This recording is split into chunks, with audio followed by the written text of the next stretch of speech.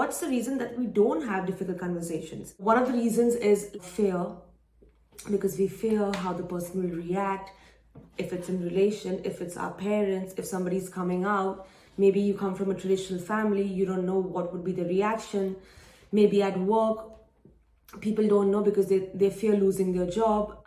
Firstly, your thermometer of diagnosing whether you need to have a difficult conversation is about how you feel about a certain situation. And if that certain situation involves certain people, then you know who do you think that you should express this to or have a conversation with.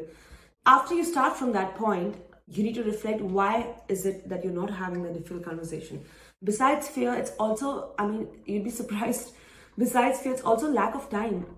Like, you won't believe the amount of managers and employers who don't have difficult conversations with their employees because they don't have time. And then you see, like, these bulk fires that happen. But had they had this conversation before, this moment would have not been so drastic for many people who they fired.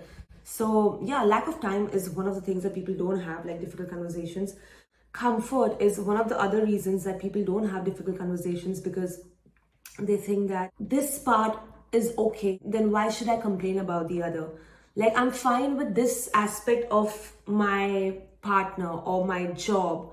This other part, like, why should I complain? They just like make do with like whatever is available, because they don't want to think or go through the consequences or whatever they've built up in their head that would happen if they had this difficult conversation. So that's one of the other aspects as well why we don't have difficult conversations. One of the other reasons that people don't have difficult conversations is because of self-defense. Like, some people have a history of very drastic reactions. If you have like a history or an experience before where you've tried to like have a difficult conversation and you've been like attacked onto, or you've just like it's gone like down south for some or the other reason, it's one of the reasons that people don't have that conversation.